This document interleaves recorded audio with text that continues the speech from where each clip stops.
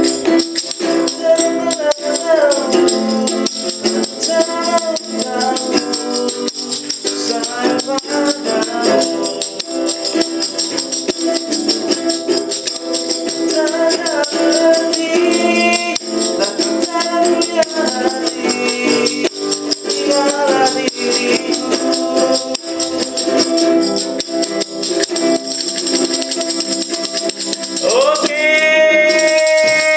Wisnu Tony Boster ketemu di episode pertama Bicara Karya. Siap, bosku. Dan kali ini kita tentunya ada di mana? Di Yospes Yospes. Kuto Arjo. Dan di episode pertama kali ini kita akan bicara karya, tentang karya apa yang Mas Wisnu punya tentunya. Siap. Dan tadi lagunya judulnya apa yang barusan Itu dibawain? lagu dari Tony Boster yang pertama dirilis, yaitu Terluka. Terluka. Ya ini jadi nanti kita akan bahas si Terluka itu apa. Dan Tony Boster ini adalah salah satu band yang cukup produktif dari Purworejo dengan genre popang yang muncul pada tahun Aslinya tahun 2010. aslinya ya. Tapi habis itu nggak asli. Habis itu kokot dulu. Kokot dulu. Terus mulai berkarir lagi 2015. 2015 berarti setelah 5 tahun vakum. Ya, setelah 5 tahun vakum. Jadi ini sebenarnya kita udah kenal cukup lama, tentunya dalam panggung musik juga ya dulu ya, karena industri musik tuh kue-kue wae sih biasanya sempit gitu. Dan si Mas Wisnu ini tak lihat Tony Boster ya, aku nyebutnya itu dia cukup konsisten karena sampai 2023 ini masih konsisten berkarya Dengan satu album masih. dengan satu album. Tapi mending bosku daripada rantai album. Dan Biasanya kalau band-band udah lama 10 tahunan udah 3 album, 4 album. tapi Ya karena ya nanti ya itulah. Jadi balik lagi bicara karya ini sebenarnya pengen ngebahas sosok-sosok inspirasi dari Purworejo karena kebetulan Yospes ini di Kuto Arjo kepengin banget bersilaturahmi, bicara karya, ngobrol santai, ringan, tapi memberikan wawasan tentunya supaya teman-teman juga bisa melihat di YouTube-nya Ruang Kerja Kreatif dan Saringan Tahu untuk melihat setiap minggu akan tayang sosok inspirasi dari Purworejo. memang Dan harus itu ya, memang harus konsisten harus produktif di tiap minggu. Jadi kalau mau lihat itu apa sih yang ada di Purworejo, mungkin bisa lihat di YouTube-nya Ruang Kerja Kreatif yang kolaborasi dengan Saringan Tahu. boleh sekali. Dan ini kebetulan banget Wisnu datang jauh-jauh dari Purworejo ke Kuto Arjo untuk Yang menyempatkan nggak jauh yang gak jauh sih 10 menit. Iya sih. Kalau di Jakarta kan ini 2 jam jalan karena macet. Kalau di sini kan langsung langsung sampai. Jadi kebetulan gini Mas Wisnu, aku kan cukup ngikuti Tony Boster ya. Dari skena panggung registrasi kalau bayar 1.000, 150.000 Pura wisata dulu di Pura Wisata. Terus akhirnya sekarang udah cukup sih, mungkin udah sejajar juga bareng band-band nasional, dan itu perlu waktu yang panjang yang mungkin teman-teman nggak tahu. Ngerti nih gue wes api gitu nih Boster. Padahal tapi itu tidak luput sih ketika kita mau ngeband, bener gak? Kita juga harus punya relasi jaringan yang punya link-link lah. Ya kan? Bener kan? Nah, di lagu Tony Boster di album pertama kalau boleh tahu dulu proses kreatifnya itu, rekamannya dulu tuh gimana? Kalau dulu pertama itu jadi satu album nggak langsung dibikin, jadi nyicil dulu per lagu, lalu 2017 lah, hampir 2 tahun baru kita bikin album, kita launching gitu. Nah dari beberapa lagu itu emang kita sumsuman karo ngombe ya. Mana karo sumsuman ya, Sumsuman itu apa bahasa Indonesia? Patungan sambil patungan. Nah, patungan. Terus ada salah satu event dari rokok, dan itu berbentuk festival. Nah di festival itu emang kita punya orang dalam ya. Jadi Laki-laki orang dalam dikasih juara 1 kita. ceritanya. Lalu dari situ kan dapat uang sama dapat semacam kayak home theater gitu ya. Kita jual. Iya toh. Kita jual. Ayo ini mumpung ada modal, kita bikin album langsung. Dari tadinya cuma 3 lagu langsung 4 lagu. Nah, gitu. Berarti albumnya ini full atau mini? Ini masih mini album sebenarnya. Masih 7 lagu ya. Dan itu direkam di mana kalau boleh tahu?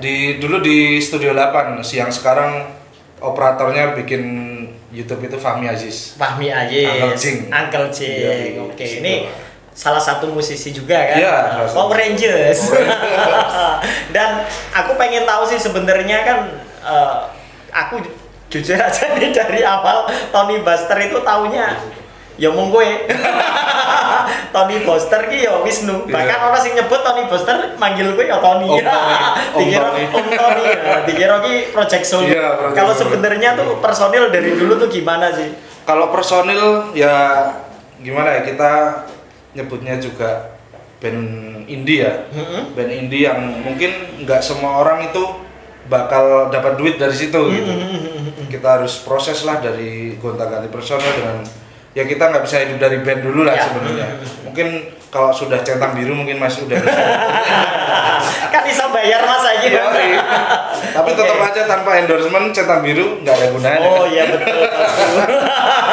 Oh gitu. Nah terus seiring berjalannya waktu, jadi pandanganmu terhadap industri kalau dulu kan gini mas, di era mungkin 2010 sampai dengan 19-an mungkin ya, masih banyak itu yang nganggep musisi, terutama mertua ya, calon itu nganggep sebelah mata ya kan? Pasti itu. Dan sekarang itu kan terkait dengan itu semua ya, waktu sekarang era digital kan, dari digital itu sekarang dari YouTube udah bisa monetasi, terus Spotify dan segala macam bentuk digital itu juga bisa mendapatkan royalti kan, terus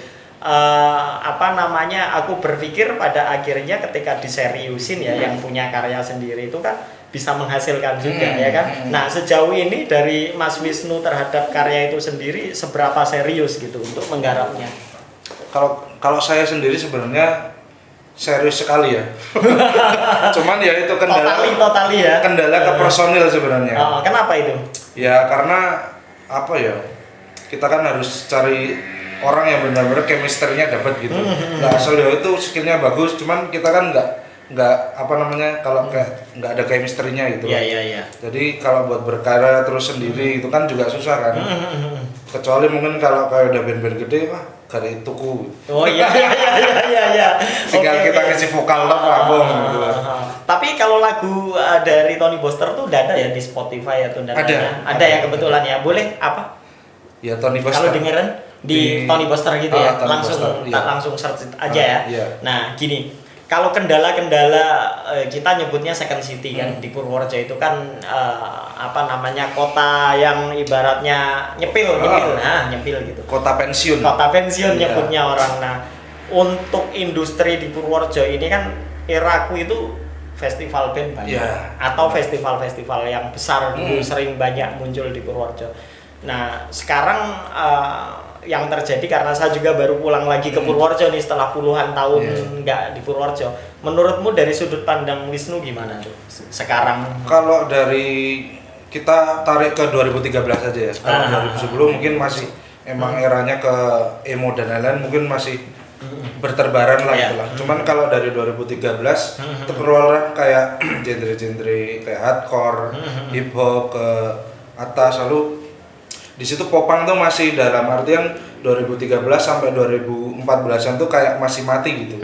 Kalau dari segi genre ya. Tapi kalau dari segi di Purworejo sendiri emang popang itu agak susah sih untuk cari masa di sini. Dan emang Purworejo itu mungkin menganut budaya luar kota nih. Jadi pokoknya hardcore ya wis hardcore terus. Lebih banyak influence dari kota-kota samping Jogja gitu Jogja, Solo. Kebumen. Nah, tapi untuk satu festival popang yang ada di Purworejo kan tak lihat kalau yang buat juga kamu juga.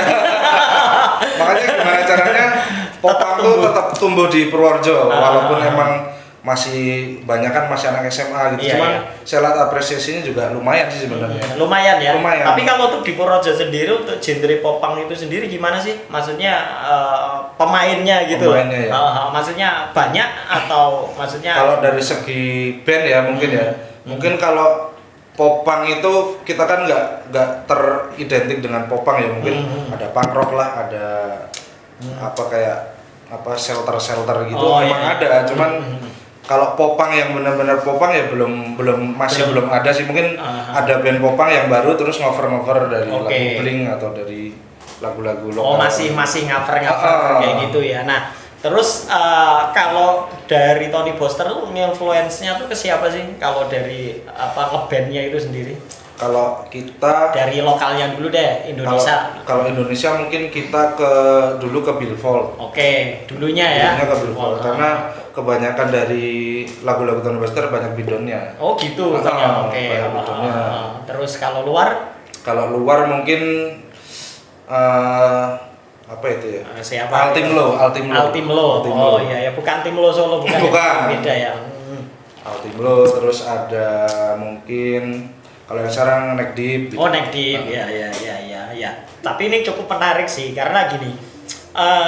Industri itu kan memang harus kita ciptakan ya. Maksudnya untuk konsistensi itu banyak sih tanpa disadari itu ya mungkin kayak kita ngomong karena mereka. Dia ngerutnya itu gila, barengannya kita dulu sampai 2010 itu dan baru dikenal di tahun ini dengan lagu ayah ibu gitu. Maksudnya secara general umum dan nggak banyak yang tahu kalau perjalanan mereka juga dari Regis, dari band-band Regis dan bisa melewati itu semua gitu dan sampai akhirnya dikenal. Nah, seberapa kamu yakin terhadap karya yang kamu ciptakan sampai mungkin nanti bisa dikenal juga seperti band-band yang lain, maksudnya dalam konotasi itu secara universal gitu. Kalau saya sendiri emang lagi ngerilis lagi lagu-lagu baru ya. Ngerilis ini dalam artian udah ada, tinggal kita take vokal aja. Oh gitu, udah rekaman. Udah tinggal take vokal ya. 4 laguan lah kita udah rekaman. Nah, saya sendiri lagi nggak punya vokalis, jadi bingung mau saya sendiri yang isi apa kita cari vokalis lagi galau. Karena kalau dari segi liriknya itu kecoa semua. Soalnya saya sendiri yang bikin dari aransemen dan lirik tuh saya sendiri kalau untuk rilis yang ini gitu. Sebenarnya sih ya kalau itu sih lebih internal ya. Maksudnya kalau kamu yang nyanyi sendiri kan saya ngelihat kan Tony Boster ya balik meneh kan Wisnu identik gitu. Sebenarnya no problem sih menurutku toh. Balik meneh gimana kamu seberapa yakin dengan karakter yang kamu bangun aja sih kayak gitu. Nah, kalau aku pengen tanya, kalau industri musik ya kita ngomong di luar popang ya secara universal untuk sudut pandang kamu di Kota Purworejo ini seperti apa sih gitu industri? Kalau industri sebenarnya cukup tertinggal ya kalau dari Purworejo itu.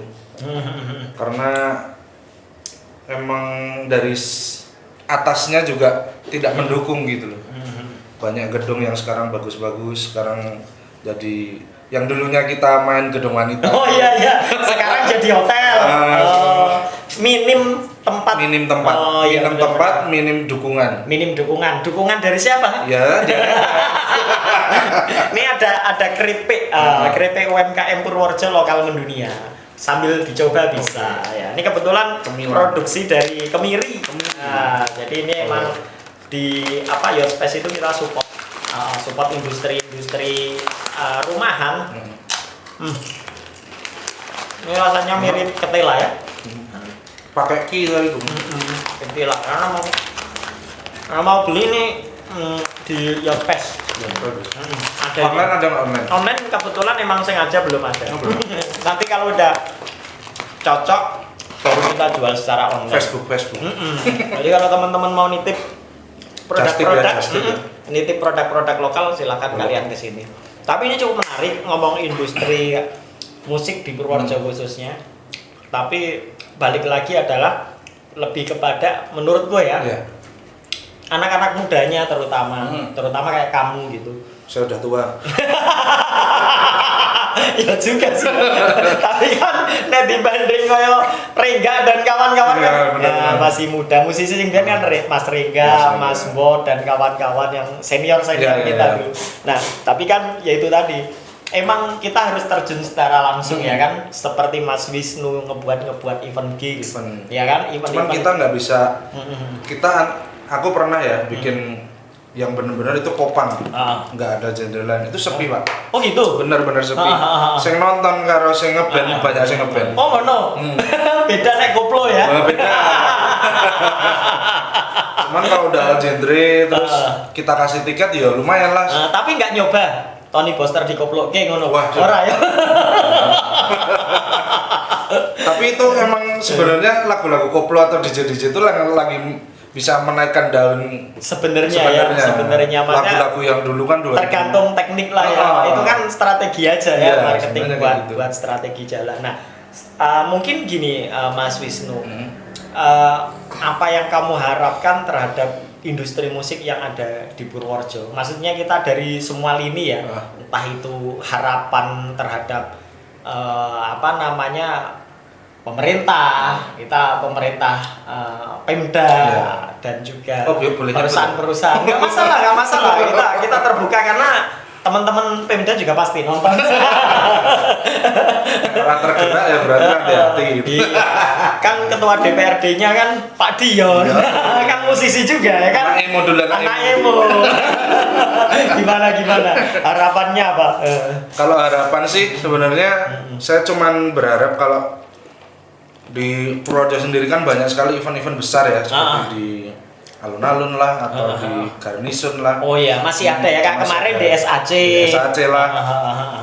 Itu mungkin saya berharap kalau ada yang melihat ya dari atas itu, ya cobalah tengok band lokal. Kita banyak sekali band lokal yang lebih bagus dari band-band luar gitu. Ya, dan punya karya. Tapi sejauh ini nggak dilibatkan. Ya mungkin satu dua dan itu ya cuman itu toh. Karena kebanyakan banyak lah band-band atau musisi-musisi atau pabrik seni lah ya. Kita mencakup semuanya itu banyak sekali, nggak cuman satu dua orang itu karena mereka mungkin kenal, mungkin kenal deket atau apa ya. Lihat tuh ada yang lain. Jadi kayak digilir lah caranya. Iya digilir. Pengennya sih gitu kalau. Pengennya begitu ya. Jadi menyamaratakan ya. Menyamaratakan. Oke. Jadi sebenarnya berarti industrinya tuh masih ada ya, musik ada. Itu sebenarnya masih ada. Nggak cuma di musik sih, kayak kemarin ada pameran lukis dan lain-lain kan itu masuk ke seni kolaborasi. juga. Saya setuju sih kolaborasi. Jadi ketika ada kegiatan apapun kan musik juga bagian pendukung. Bagian pendukung. Sepakat sih kalau itu saya sepakat. Dan Mas Wisnu, strategi Tony Boster dalam waktu dekat itu apa? Kita mau sebenarnya pengen banget tour gitu. Tour pengen sekali. Kalau kemarin emang udah cuman tour kita buat ngenalin dulu ke orang, karena 2019 kan kita dari 2011 sampai 2022 kan kita benar-benar mati gitu ya. Tahap apapun itu dan pandemi dan itu kan regenerasi kan 2 tahun itu kan. Dari yang tadinya tahu mungkin udah kerja, udah keluar kota dan lain-lain, udah nggak sempet lah nonton event gitu. Jadi kita cari masa dulu nih. Oh ini anak-anak SMA lagi nih, ada yang baru nih. Jadi gimana caranya Tony Boster itu tetap ada yang tahu gitu, walaupun sedikit, tetap ada yang tahu gitu. Oke, cukup menarik, cukup seru karena obrolan ini kan sudah melewati banyak hal Mas Wisnu ini. Yang saya lihat malah Mas Wisnu mungkin sering banyak itu main di luar kota. Iya, benar. Timbang di Purworejo sendiri. Itu kenapa alasannya? Ya karena nggak ada ruang buat kita. Nggak ada wadahnya. Jadi mungkin kayak teman-teman saya nggak tahu ya. Mungkin dari beberapa orang yang ngomong sama saya itu budget Tony Boster udah tinggi dan larang. Padahal ya Mas Teh ngomong aja punya budget berapa gitu. Bisa disesuaikan. Kita bisa menyesuaikan. Corone mau Mas aku nggak punya uang buat ngundang, bisanya cuma ngasih makan atau kalau selama apa namanya itu bener dan butuh dukungan dan lain-lain, kita welcome kok, kita kolaborasi lah ya sebutannya. Oke. Berarti dari rilis album pertama itu udah pernah belum mungkin nyoba dengan merilis di media yang besar, maksudnya dalam artian tuh kerja sama media atau preskon dan sebagainya udah pernah? Dari situ emang kita masih minim temen ya buat kayak media-media. Mungkin kemarin pas kita launching dulu 2017 itu cuma diupload sama Sorot Purworejo. Dan luar-luar kota emang waktu itu aku belum punya link-link ke situnya. Iya. Nanti Mas Mehmet bisa bantu. Wah, tenang, itu bisa disesuaikan. Jadi gini Mas, emang tujuan dengan bicara karya ini kita kepengen nggak hanya di Purworejo, tapi teman-teman mungkin yang ada di ibu kota atau di luar Purworejo ini juga biar tahu kalau musisi-musisi di Purworejo yang punya karya juga bisa diketahui dan banyak banget gitu. Kita tumbuh dalam era yang aku berpikir dulu belum semudah sekarang. Ya, dulu rekaman ya susah kan. Kita rekaman harus ke Jogja. Ya kan? Pun dulu ketika kita mau promo harus bayar. Ya kan, harus registrasi. Dan sebenarnya anak-anak sekarang itu, anak-anak SMA terutama regenerasi kita harusnya lebih mudah. Tapi kenapa di Purworejo ini saya melihat sangat minim ya band-band baru ini. Nah, itu maksudnya aku melihat itu mungkin karena aku memantau ya maksudnya di Purworejo ini terutama, aku jarang banget melihat lagi kayak band-band yang mungkin ikut festival, ikut festival dan event musik. Band pun sekarang udah jarang. Festival bandnya juga nggak ada ya? Jarang. Kalau dulu kan, wah pokoknya tiap bulan pasti ada festival. Itu pasti. Ya. Sekarang udah. Mungkin kalau saya melihat, karena saya juga ada di lingkungan yang anak-anak sekolah gitu ya. Mungkin yang pertama dari habis pandemi ini. Mentalnya kurang, Mbak. Mentalnya kurang. Kenapa ya? Mental kurang, terus dukungan dari orang tua juga mungkin nggak ada, minim juga. Jadi ya, terus kono karepmu lah. Akhirnya dibiarkan. Karepmu gitu.